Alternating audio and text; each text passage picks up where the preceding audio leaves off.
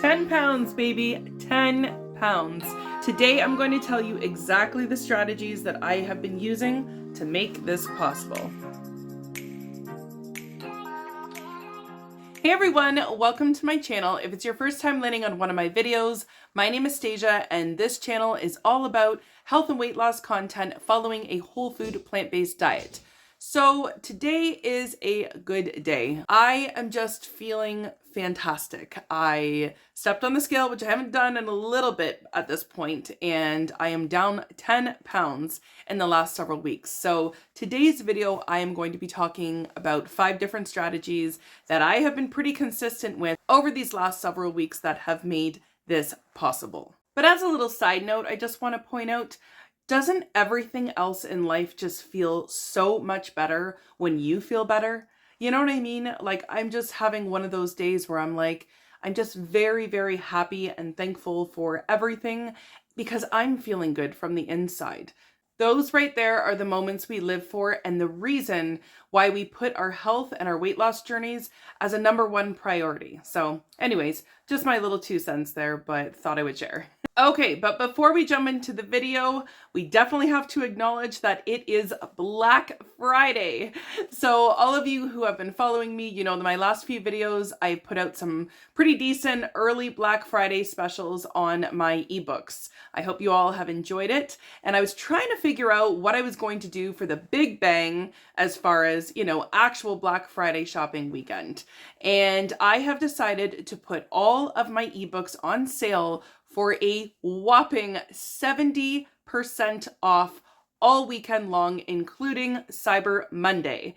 Now, I just wanted to point out this will be the lowest my books will ever be. I don't really see myself lowering it down to that price ever again, or maybe not until next Black Friday. So at any rate, it's going to be a very long time that they will be marked down that low. So in the spirit of, you know, crazy sales and all this fun shopping during this season, I'm definitely going to participate and be extra generous with my sales as well. So definitely enjoy grabbing those ebooks. They are definitely going to help you get through the holiday season. We have New Year's resolutions coming up, all that good stuff. So if you haven't grabbed a copy of my ebooks yet, then definitely this weekend you are going to get the best bang for your buck. So just check my description box below and you will find the link to the ebooks there. Happy Thanksgiving to all of my friends and family in the United States. So one of the first things that I have been doing is increasing my water. Now, I have talked about this maybe, I don't know, maybe like a month ago or something in one of my videos, and I did mention there that I was really focusing on increasing that water. Well, I'm happy to report that I have been. So I've actually been trying to get about 2 or 3 of these in by the time the afternoon hits. I just find that it's easier for me to forget about it, you know, getting caught up with dinner and the kids and all of that in the evening. So I really focus heavily on getting a lot of my water intake in earlier in the day, as well as I've kind of reduced the amount of ice I use. For any of you guys who love ice water, I love ice water, but I found that it's a little bit harder to drink fast, right? Because I just kind of sip on it because it's so cold. So leaving that ice out has actually really helped me to drink more water, because sometimes I'll just take the cap right off and just do one of these and really get it down. And I would not be able to do that if it was super ice cold.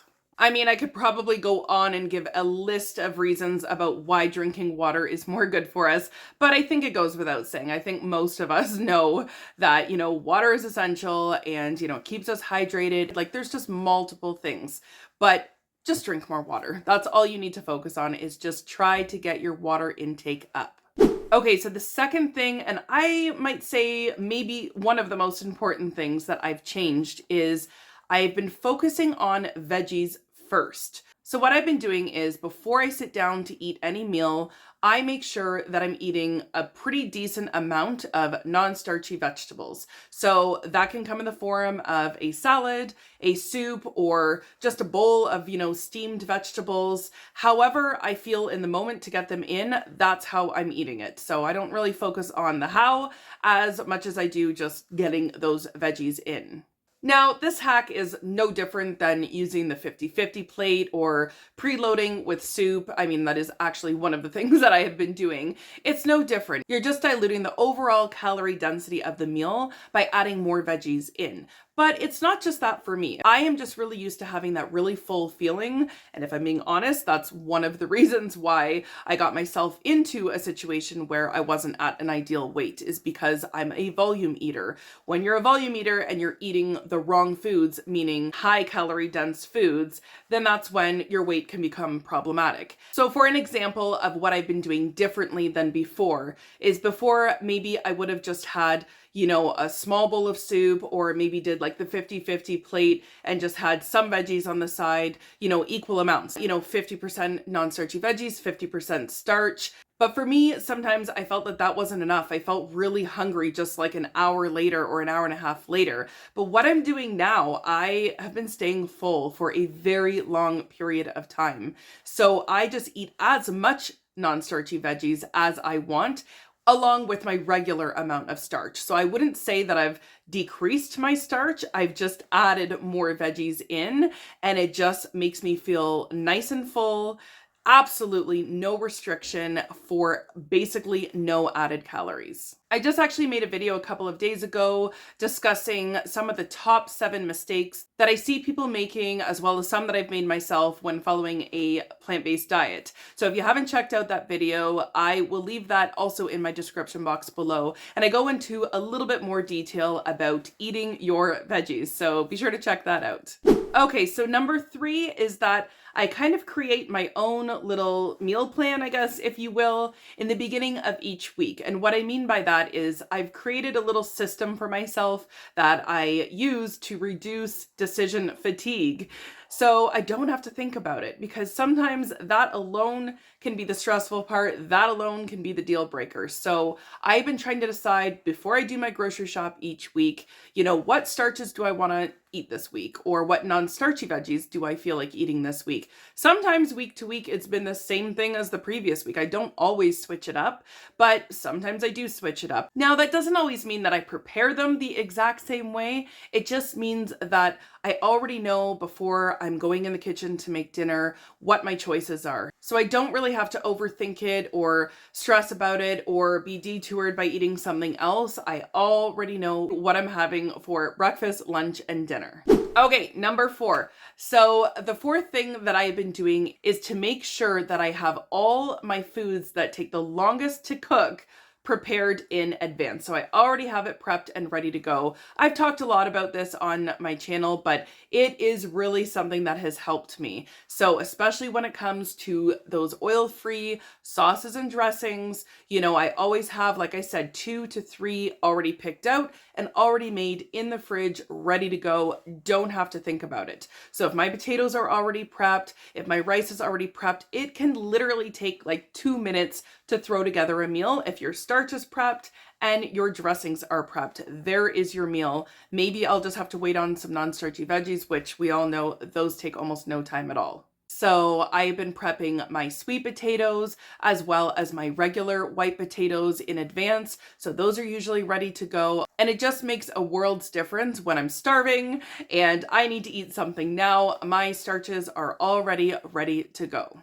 So I would say don't worry about killing yourself in the kitchen, doing like a full 1-week meal prep or anything like that, unless you want to do that, of course. But if you don't worry, you don't have to do that. So I would say just prep the foods that take the longest to cook in advance and you will be golden. Okay, so the last thing that I've been doing, and I must say that I've been really committed to doing, is journaling. So I just picked this up from the dollar store, nothing fancy at all, but I do take the time every day to write down what I've been eating. The reason why is because it helps me to stay a little bit more focused on what my goals are. I feel like when I don't write it down, it's just easier to let other things slide, oh, it's not a big deal that I took a bite of my kid's meal or finished their plate for them or something like that. It just makes me a little bit more aware and a little bit more conscious of everything I'm putting in my mouth. So I just like writing down, very quickly, but just noting down what I had for breakfast, like a bowl of oatmeal with some fruit, or if there was a snack, what it was. I just feel like there's just been a little bit of accountability there, and I really like it. All right, everyone. So that is what I have for you today. I hope you found something helpful in this video. And I also just wanted to leave you with this. One thing that I used to do a lot was I used to depend on my motivation. I used to heavily rely on motivation to be the reason that would, kick my butt into gear, to stay better on track, to exercise, to do all of these things that I know are better for my health, for my weight loss, for my kids, all this stuff. But one thing that I have kind of had an epiphany about, I guess you could say, recently, is that motivation is fleeting.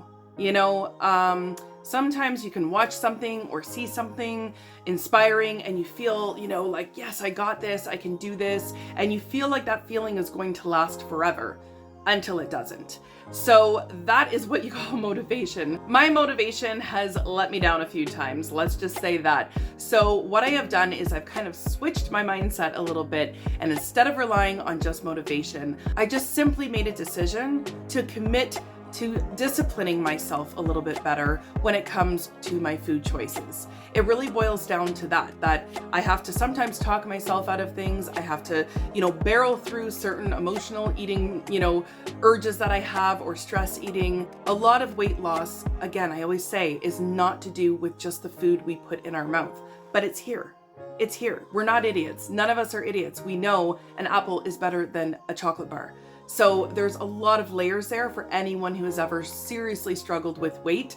You know what I'm talking about. So again, instead of just relying 100% on that motivation, making a decision to commit to doing better, making a decision to commit to pushing through those self-sabotaging urges and feelings and self-talk that I have sometimes, and remind myself that I can do this, that it's worth it, that I'm worth it. So anyways, I hope once again you found something helpful in this video. If it's your first time landing on one of my videos and you are also on a health and or weight loss journey following a plant-based diet, then I'd love to have you stick around. So be sure to hit that subscribe button on your way out.